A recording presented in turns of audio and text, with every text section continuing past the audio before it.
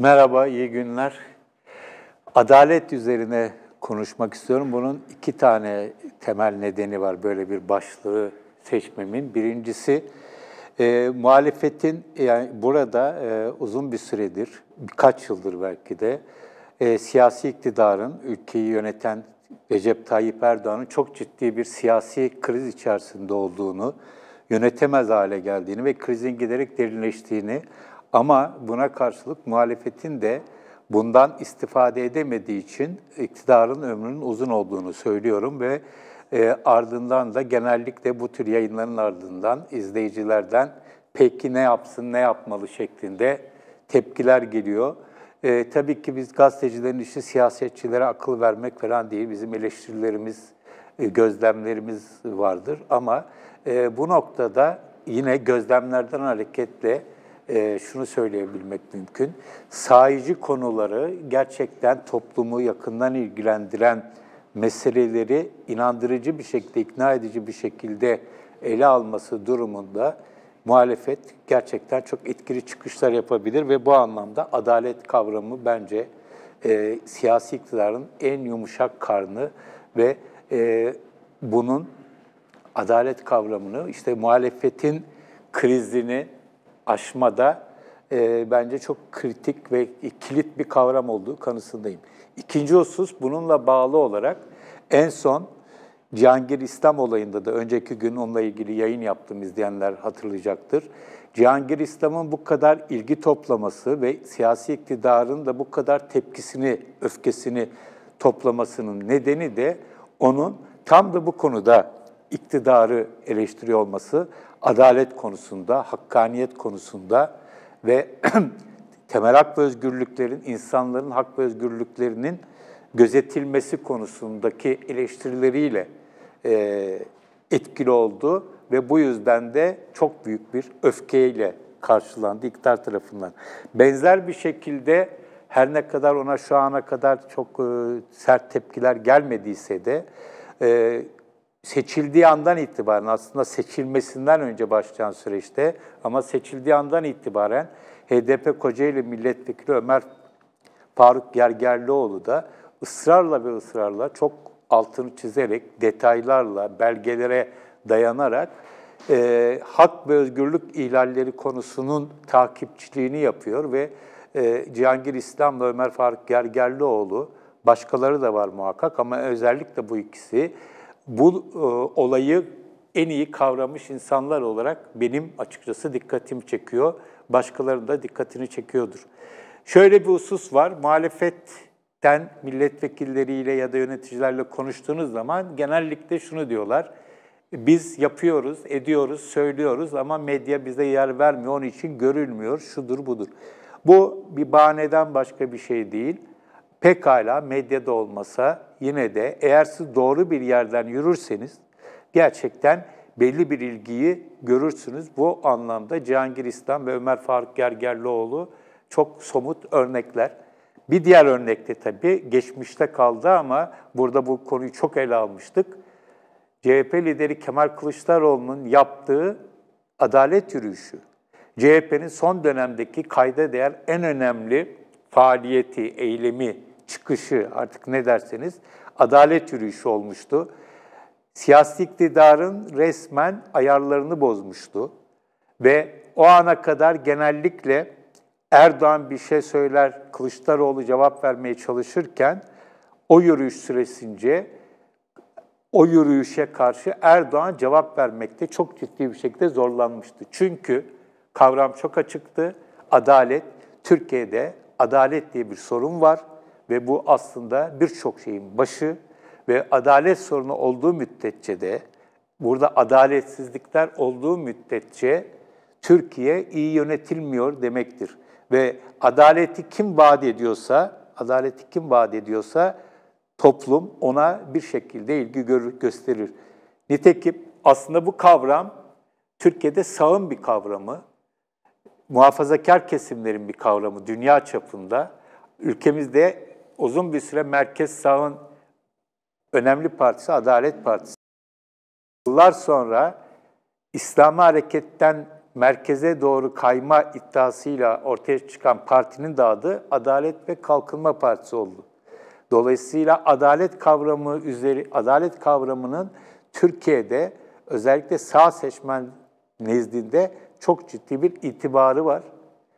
Tüm ülke için var ama özellikle sağ seçmen için var ve bunun adında adalet olan bir partinin adaletsizlikler yaptığı iddiası çok önemli bir iddia ve alenen bunlar yaşandığı için de aslında kanıtlanmakta zorluk çekilmeyen iddialar.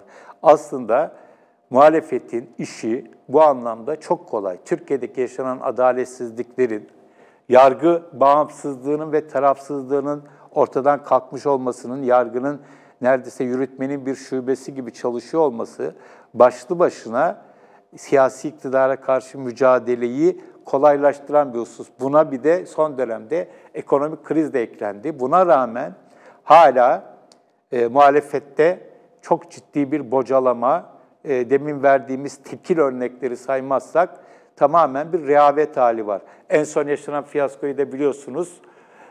Öztürk neydi? Yılmaz. Evet, adını hatırlıyorum da soyadını da hep zorlanıyorum. Paraşütle CHP'den milletvekili seçilip daha sonra da hatta genel başkan yardımcılığına kadar terfi eden o kişinin, milletvekilinin en son Türkiye'nin bu gündeminde adaletsizlik, ekonomik sıkıntı gündeminde ezanın Türkçeleşmesi gibi absürt, zamansız, gereksiz, anlamsız bir çıkışı öneriymiş gibi yapmış olması, ondan sonra da parti yönetimi kendisine tepki gösterince de bugün yaptığı basın toplantısında gördük. Çok lümpen bir ağızla Kılıçdaroğlu'na meydan okuması vesaire. Yani şu anda Türkiye'de ana muhalefet partisi olarak görülen partiden beklenen Türkiye'deki adaletsizliklere, Türkiye'deki ekonomik sorunlara karşı ikna edici bir şekilde ciddi bir duruş sergilemekken kendi içerisinde böyle abesliklerle iştigal ediyor. Adalet kavramına tekrar dönecek olursak bu kavram gerçekten çok hayati.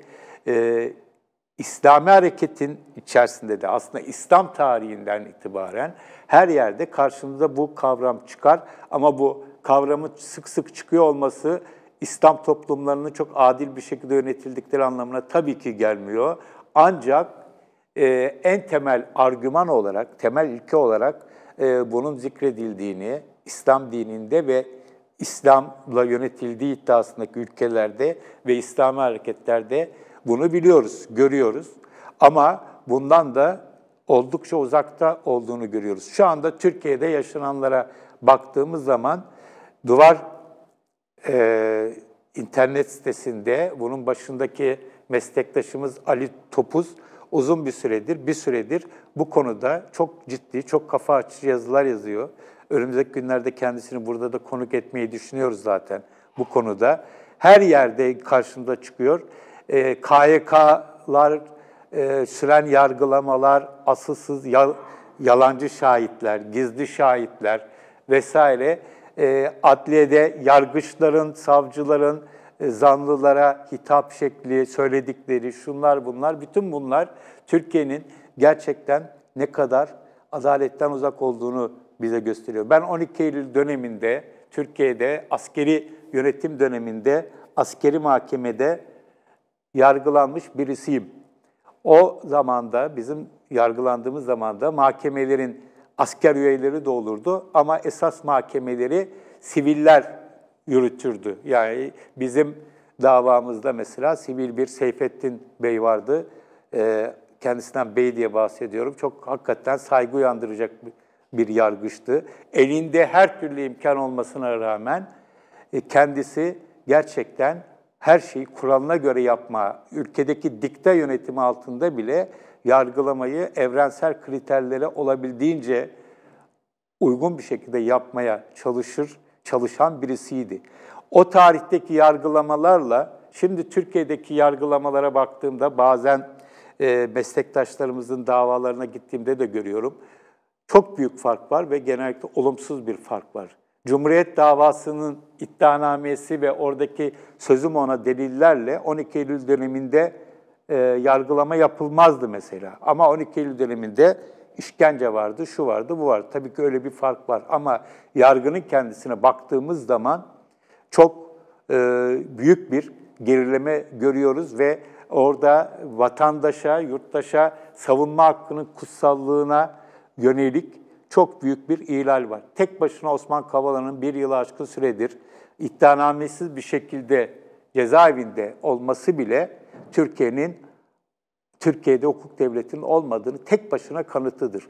Ama adalet kavramını her şeyin üzerine bina ettiklerini söyleyen ve partilerin adını da bunun üzerine koyan siyasi iktidarın bu konularda söylediği, bu yaptıklarını meşrulaştırabilecek, izah edebilecek hiçbir şey yok. Bir 15 Temmuz bahanesi dışında.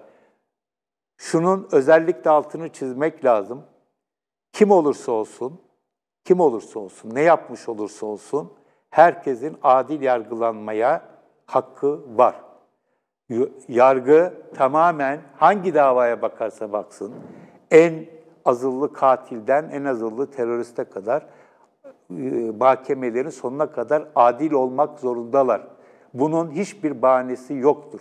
Ama Türkiye artık, sadece Türkiye değil belki ama ülkemiz bunu artık geride bıraktı maalesef. Böyle bir durumda yaşıyoruz.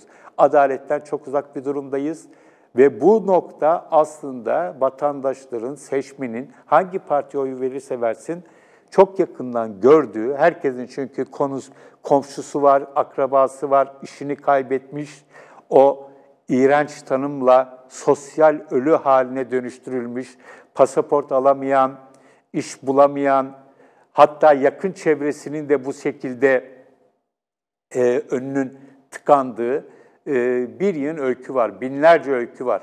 Bunun işte FETÖ'cü, şucu, bucu, bütün bunların hepsi işin bir yerde kılıfı. Şu anda Türkiye'de adil bir şekilde hükmetmeyen, ülkeyi yönetmeyen bir idare var.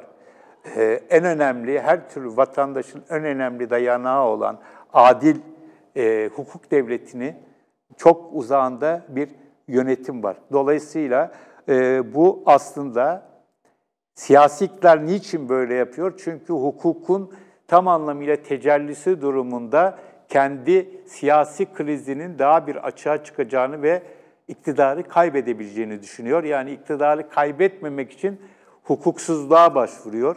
Ama bu hukuksuzluk, adaletsizlik aynı zamanda siyasi iktidarın krizini daha da derinleştiriyor.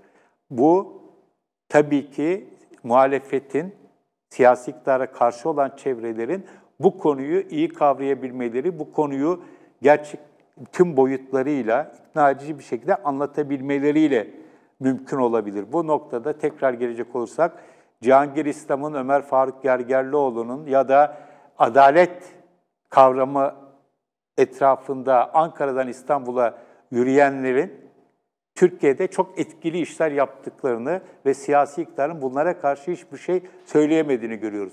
En son Cihangir İslam'ı bir televizyon kanalında, iktidar yanlısı televizyon kanalına çağırıp, bence gitmesi çok doğru muydu emin değilim ama kendisi ne olursa olsun gitti, gördük ve orada adalet üzerinde bir tartışma yapmak yerine onun dile getirdiği itirazlar, iktidardan kaynaklanan zulümleri konuşmak yerine akılları sıra Cihangir İslam'ın zamanında atmış olduğu bir takım tweetlerden vesaireden hareketle onu FETÖ'cü ilan etmeye kalkıştıklarını gördük ve o da yayını yarıda kesmiş. Orada da dile getirilen, açıkçası o da çok ilginç tabii, bunu özellikle vurgulamak lazım. Cihangir İslam'a karşı gösterilen tweetlerin, onun attığı tweetlerin hepsi hak ve özgürlük ihlalleriyle ilgili. Belki FETÖ'cülerin hak ve özgürlük ihlallerinin olabilir. Önemli değil. Yani kimin hakkının, özgürlüğünün ihlal edildiğine gerçek bir hak savunucusu, özgürlük savunucusu bakmamalı. Cihangir İslam da Mazlumların kuruluşundan beri içinde olan birisi olarak bunu en iyi bilenlerden birisi.